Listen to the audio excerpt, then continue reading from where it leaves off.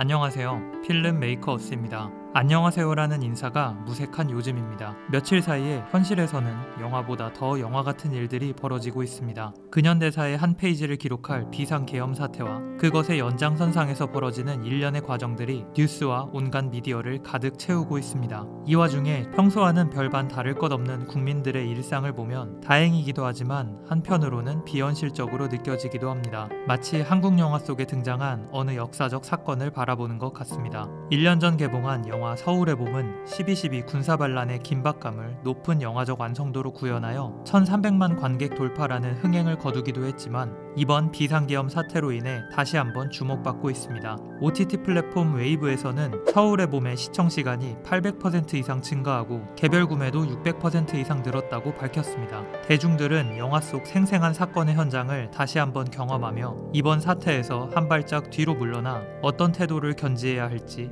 어떻게 판단해야 할지 되새겨보는 것 아닐까 싶습니다. 우원식 국회의장은 윤석열 대통령 탄핵 소추안 표결이 진행된 본회의에서 세계를 들썩이는 K컬처가 국민이 만들어낸 민주주의와 경제성장이 뒷받침되어 있기 때문에 가능했다고 말했습니다. 영화, 드라마, K-팝을 비롯한 우리나라 대중문화의 국제적인 흥행은 먹고 사는 문제가 우선이고 정치적 자유가 보장되지 못했던 과거에는 꿈도 꾸지 못했던 현상입니다. 우열을 가리는 차원이 아니더라도 정치, 경제, 사회, 문화 중 문화가 가장 마지막에 거론되는 이유는 앞선 모든 것들이 제자리를 잡았을 때 문화가 성숙할 수 있는 기회가 주어지기 때문일지도 모릅니다. K컬처라며 전 세계에 자랑하고 있는 작품들을 보면 모두 우리나라의 어두운 과거와 현실을 담아냈다는 공통점을 발견할 수 있습니다. 언론에서 가장 많이 언급하는 오징어 게임과 기생충은 사회 경제적 불평등과 계급 간 갈등을 각자의 방식으로 표현했으며 결말 또한 결코 해피엔딩으로 끝나지 못했습니다. 올해 칸 국제영화제 미드나잇 스크린 부문에 초청되었던 베테랑2는 양 극단으로 분열된 SNS상의 여론에 대한 묘사가 중요한 요소로 등장했으며 토론토 국제영화제 갈라 프레젠테이션 섹션에 초청되었던 하얼빈도 일제강점기 대한민국 독립군의 고난과 여정을 다뤘습니다. 사회경제적 불평등,